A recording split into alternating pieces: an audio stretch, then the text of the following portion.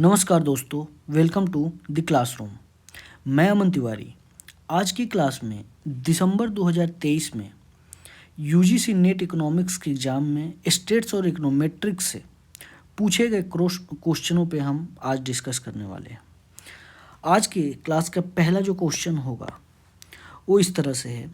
Given a random sample दिया है of size n from A population, मतलब हमारे पास एक पॉपुलेशन है, इसमें से हमको सैंपल निकालना है रैंडम, जिसका साइज होगा n और विथ पॉपुलेशन का मीन है म्यू एंड वेरिएंस है mu square. The sample mean है the following expected value and variance. अब जो सैंपल का n ऑब्जर्वेशन है तो सैंपल का मीन होगा, तो सैंपल के मीन का भी अपना कुछ डिस्ट्रीब्यूशन होगा। तो इसके रिस्पेक्ट में एक सेंट्रल लिमिट थ्योरम काम करता है। वो कहता है कि आप एक किसी भी पॉपुलेशन में, ठीक है, किसी भी पॉपुलेशन में से अगर आप सैंपल निकालते हो और उस सैंपल का अलग अलग जो मीन निकाल के और उसको जब डिस्ट्रीब्यूशन उसका देखते हो तो वो डिस्ट्रीब्यूशन का जो मीन होगा, मतलब इस sample mean of sample mean जो कि ऐसे दिखाया जाता है। ई का मतलब ही होता है मीन। तो ये जो होगा ये म्यू के बराबर हो जाएगा, मतलब पॉपुलेशन मीन के बराबर हो जाएगा।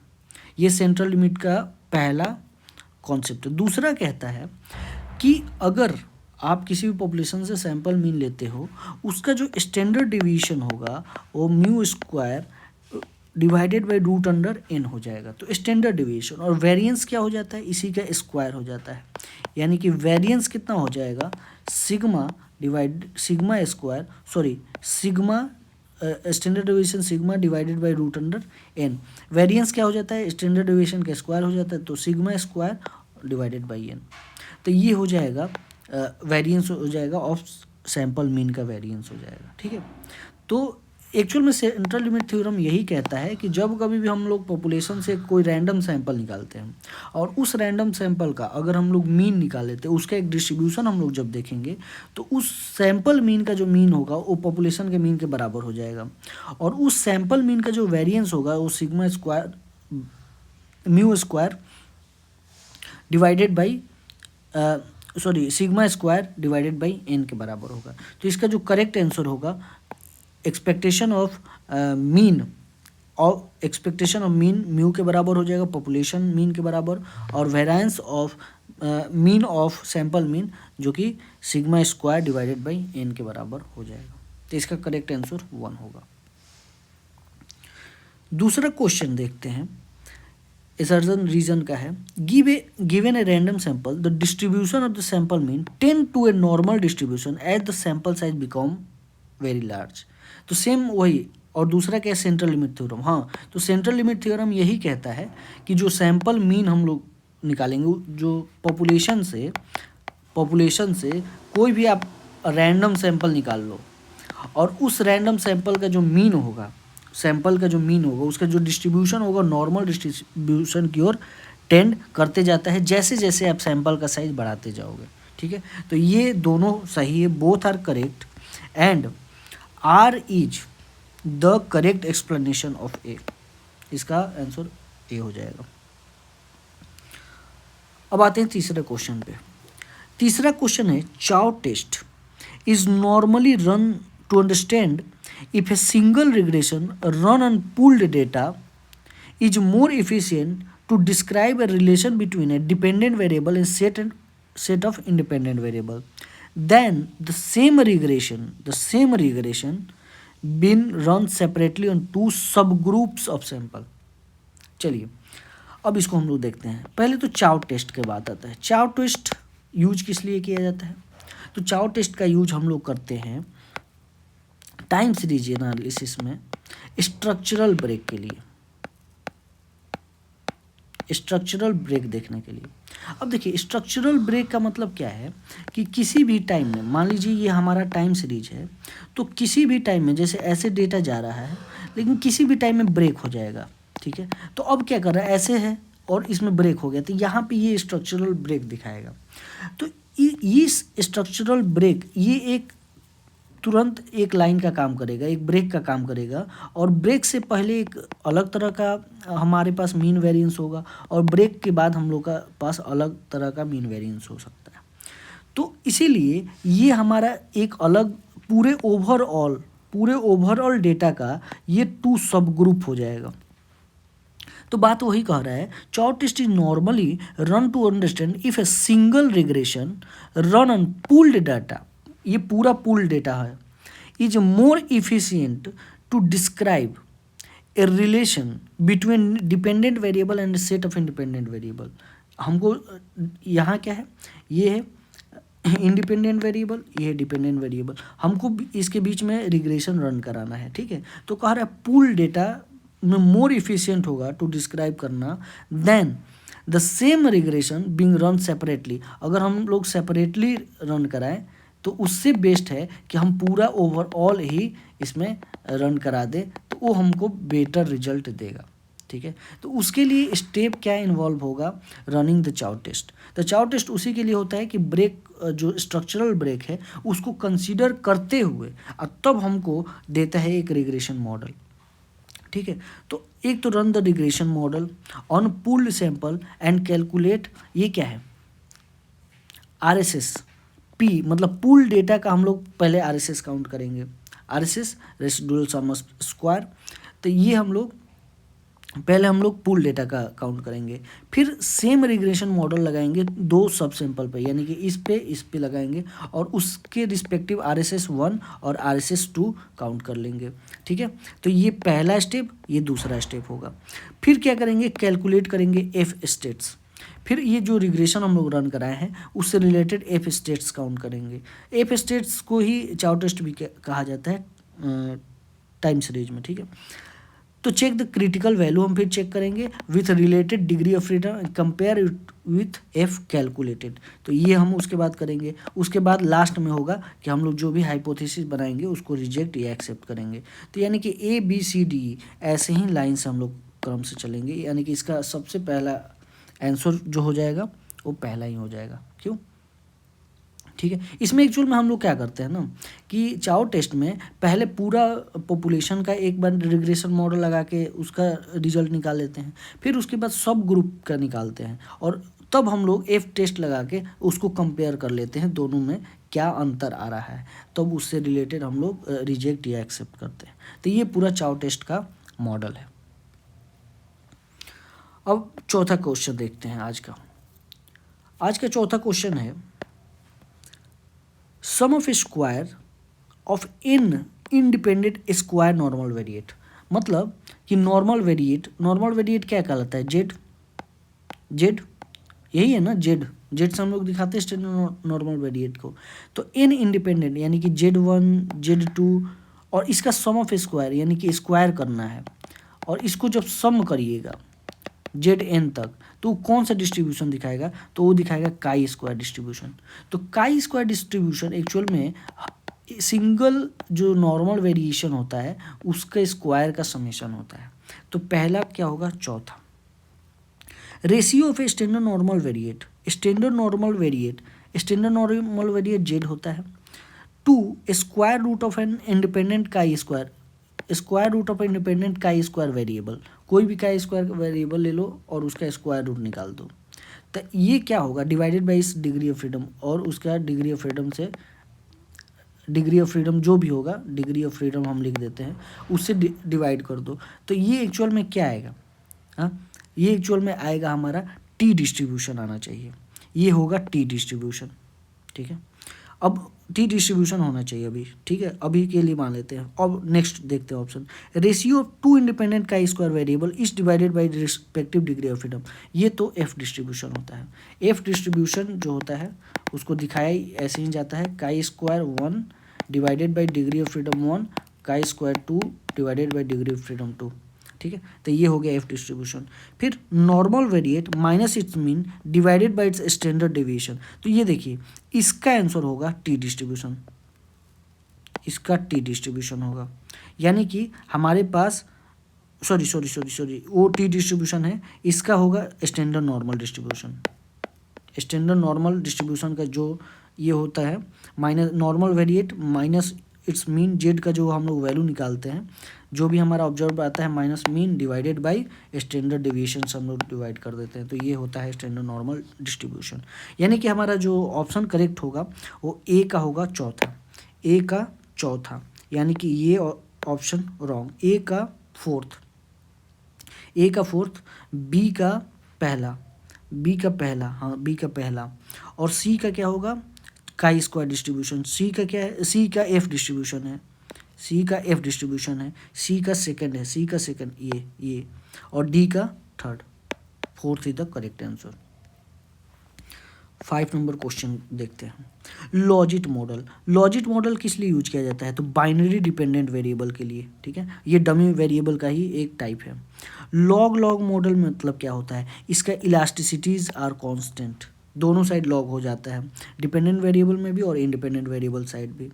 ऑटो डिग्रेसिव मॉडल क्या कहलाता है, जब हम लोग इंक्लूड करेंगे lags of dependent variable, dependent variable के लैक को अब जब ऑटो डिग्रेसिव मॉडल जैसे यूज होता है x t equal to x t minus one plus जो भी एरर टर्म है, ठीक है, तो ये जो होता है इसमें अल्फा हम लोग लगा देते हैं, तो ये जो होता है इक्वेशन ये कहलाता है ऑटो डिग्रेसिव मॉडल, जब खुद के ही लैग पे डिपेंडेंट हो जाए। वेटेड लीस्ट स्क्वायर कब यूज किया जाता है, हेट्रोसिडास्टिसिटी को करेक्ट करने के लिए, ठीक है, जब कभी भी हमारे मॉडल में हेट्रोसिडास्टिसिटी आ जाता है तो उसके लिए हम लोग WLS का यूज करते हैं, ठीक है। तो ऑप्शन देख लेते हैं, ए का सेकंड, ए का सेकंड, तो ये कट करो, ए का सेकंड, बी का फर्स्ट, बी का फर्स्ट, सी का फोर्थ, सी का फोर्थ, यानी कि इसको कट करो, चौथा है, fourth is the correct answer. चलिए आज का नेक्स्ट क्वेश्चन हम लोग देखते हैं।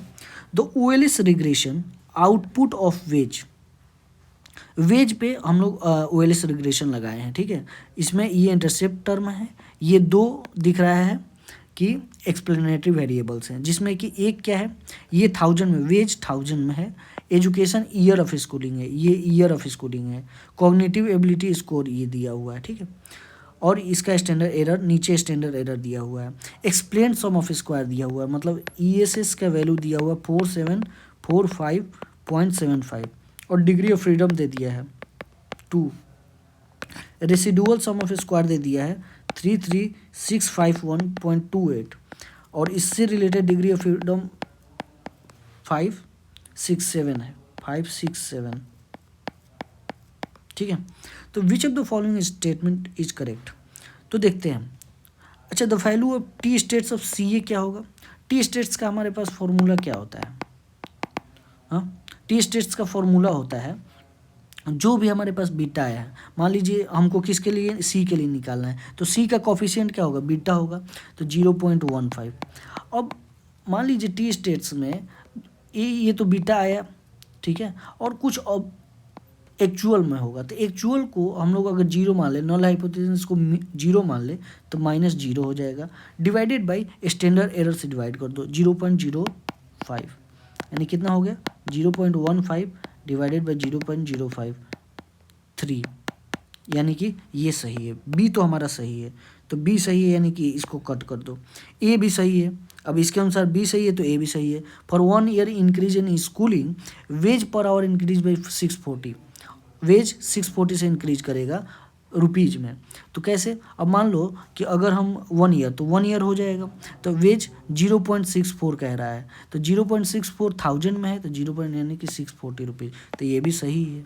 अब हम लोग आते हैं एफ स्टेट्स में, तो एफ स्टेट्स का फॉर्मूला क्या होता है, एफ स्टेट्स का फॉर्मूला होता है ESS divided by degree of freedom और RSS divided by degree of freedom, तो ESS क्या दिया 4745 और उसका डिग्री ऑफ फ्रीडम 2 और डिवाइडेड बाय RSS ये है, यानी कि C सही है, ठीक है, ABC तीसरा इज द करेक्ट आंसर, ठीक है, यहाँ पे RSS उल्टा कर दिया इसलिए ये रॉन्ग हो जाएगा, ठीक है। फिर नेक्स्ट क्वेश्चन देखते हैं 7वां, given that Z T is a zero mean white noise process है। वाइट नॉइज प्रोसेस क्या होता है? वाइट नॉइज प्रोसेस है, इसका मतलब ये है कि जो टाइम सीरीज एनालिसिस में जो एरर होगा उसका मीन जो होगा वो जीरो हो जाएगा और वेरिएंस हो जाएगा कांस्टेंट। तो वही दिया है जेड टी, और इसी एरर को जेड टी से दिखाया है, ठीक है। तो Z T is a zero mean white night process with variance sigma square, ठीक है। Which of the following are, I naught का मतलब क्या है? Integrated of zero order. I और इसमें जितना भी ब्रैकेट होगा वो इंटीग्रेशन ऑफ जीरो ऑर्डर या वन ऑर्डर ऐसे दिखाता है। ये आई वन का मतलब integration of one order, I two का मतलब इंटीग्रेशन ऑफ सेकेंड ऑर्डर, ये टाइम सीरीज में यूज किया जाता है। तो हमको इंटीग्रेशन ऑफ जीरो ऑर्डर का मतलब क्या है कि ये लेवल पे ही स्टेशनरी एट लेवल दिखाएगा। आई वन का मतलब क्या है? स्टेशनरी एट फर्स्ट डिफरेंस,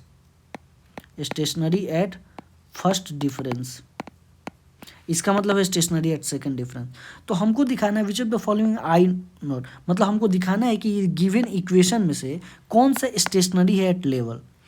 तो स्टेशनरी एट लेवल का मतलब क्या है कि आई जीरो, यानी कि यूनिट रूट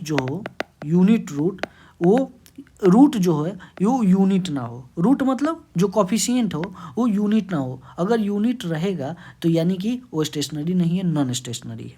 तो अब हम लोग रूट ही चेक करके देखेंगे।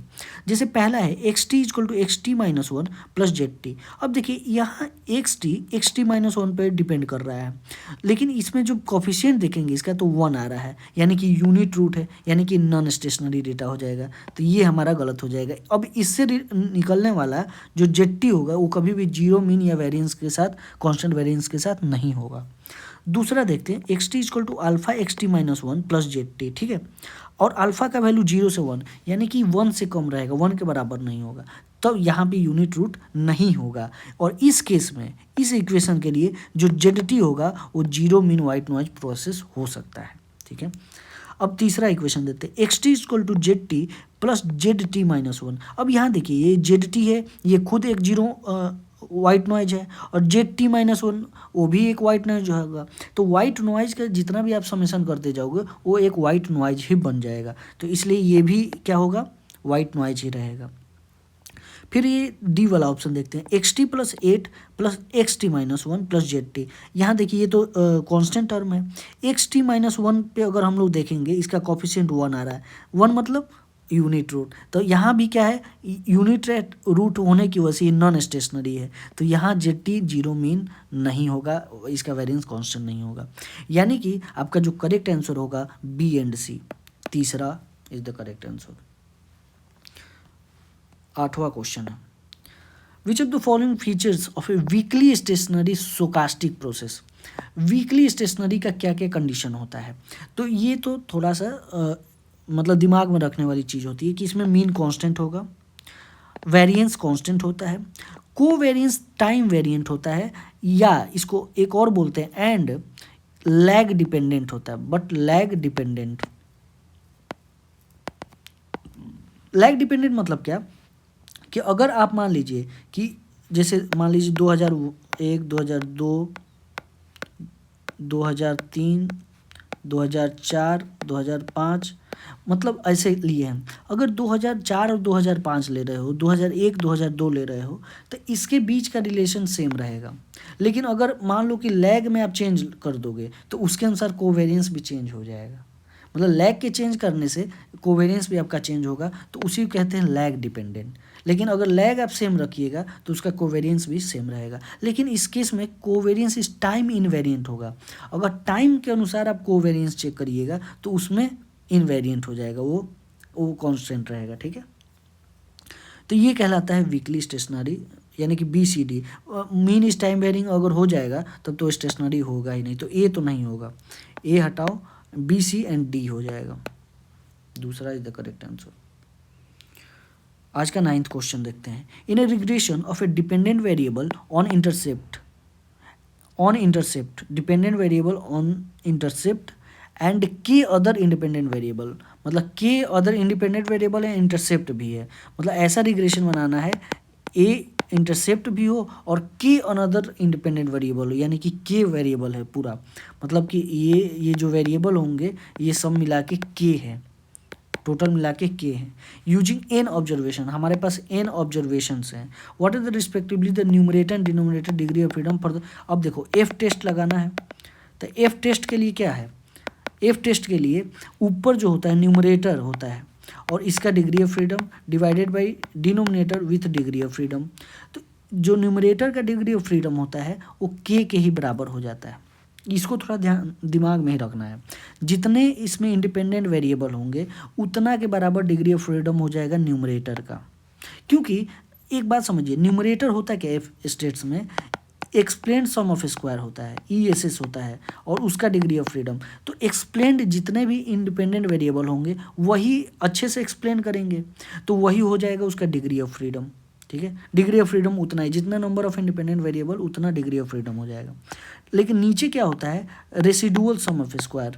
तो रेसिडुअल सम ऑफ स्क्वायर क्या होते हैं, जितना इसके द्वारा एक्सप्लेन कर दिया गया है, तो ये तो एक्सप्लेन कर दिया गया ना, तो इसका डिग्री ऑफ फ्रीडम क्या हो जाएगा, total number of observation minus ये तो एक्सप्लेंड है, तो ये एक्सप्लेंड हो गया है। और चूंकि इंटरसेप्ट भी दे दिया गया है पहले से, तो k+1 इतना हमारा क्या हो जाएगा, डिग्री ऑफ फ्रीडम कम हो जाएगा, n-k+1 टर्म।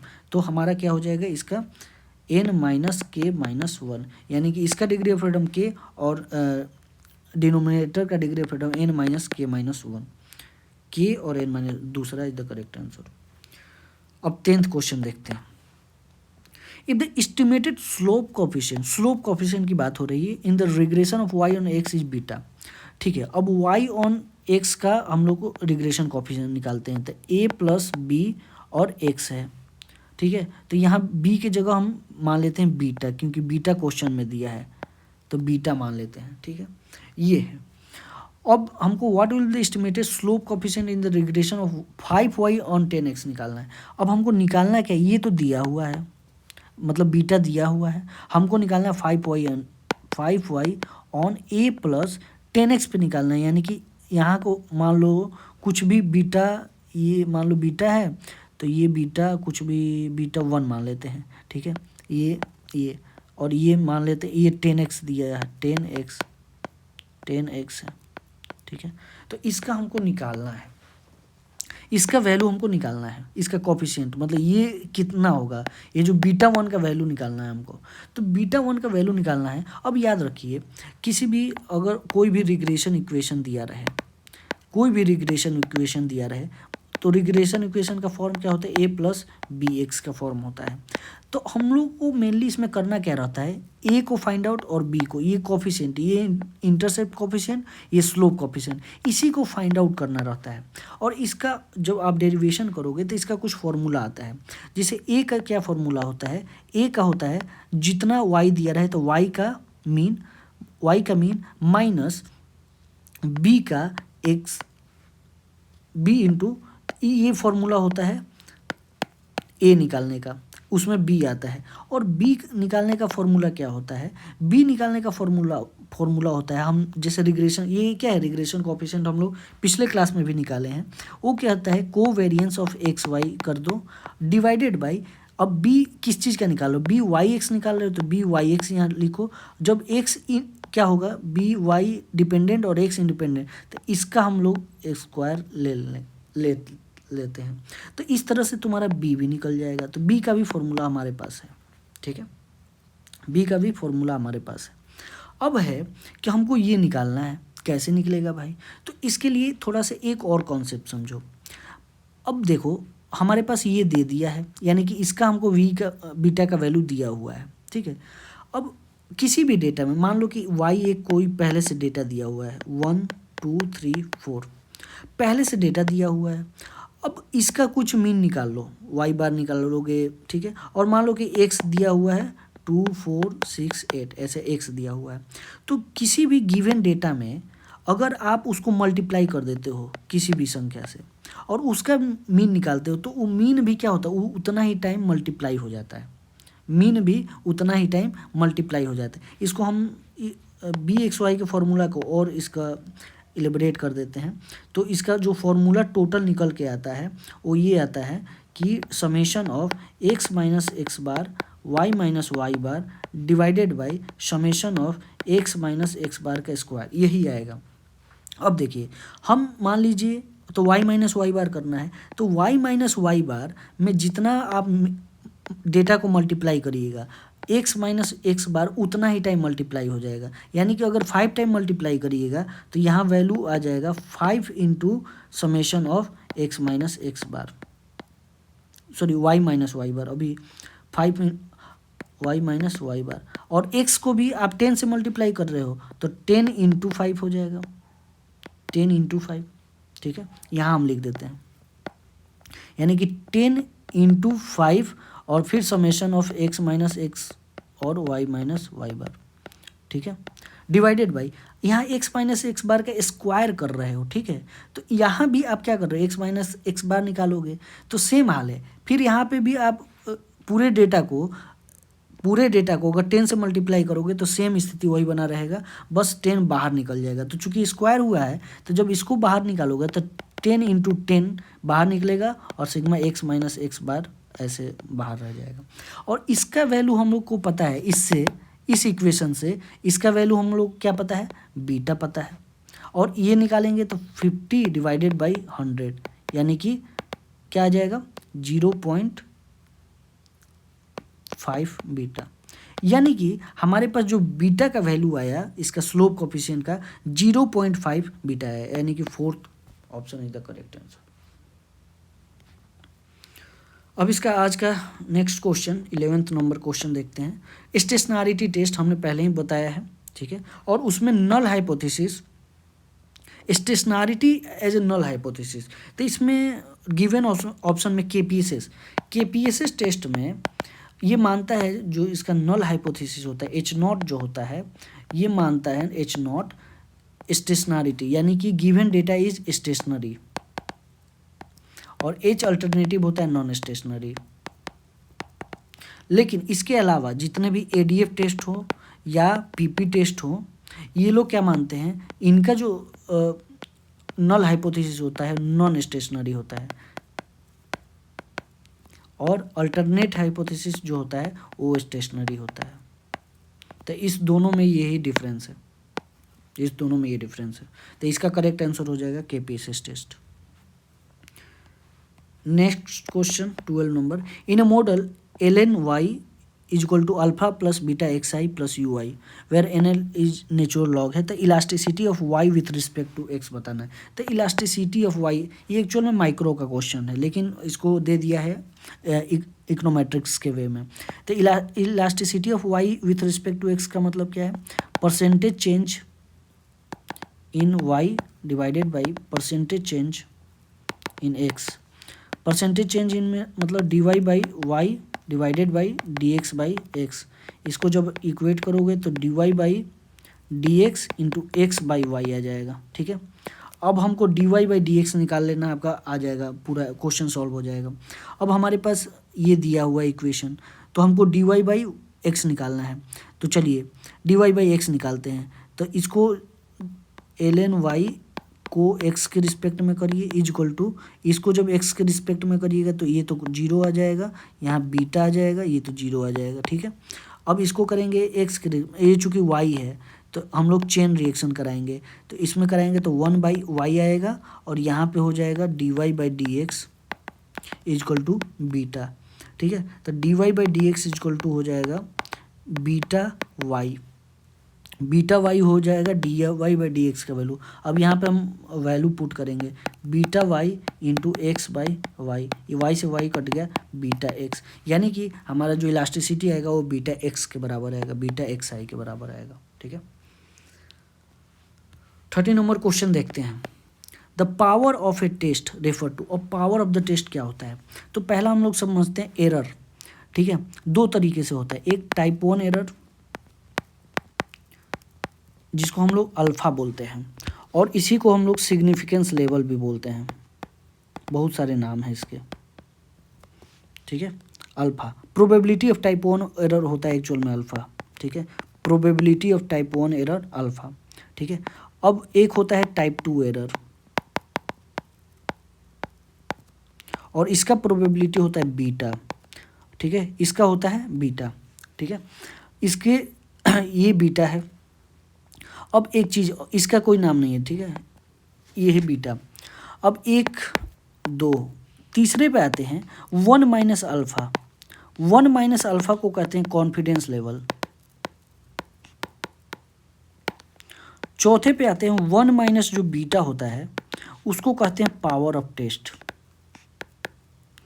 1 माइनस बीटा मतलब कि 1 माइनस टाइप 2 एरर का प्रोबेबिलिटी, टाइप 2 तीसरा, ये करेक्ट आंसर आ गया है। लेकिन अब हम थोड़ा इसको समझाते हैं कि ये है क्या।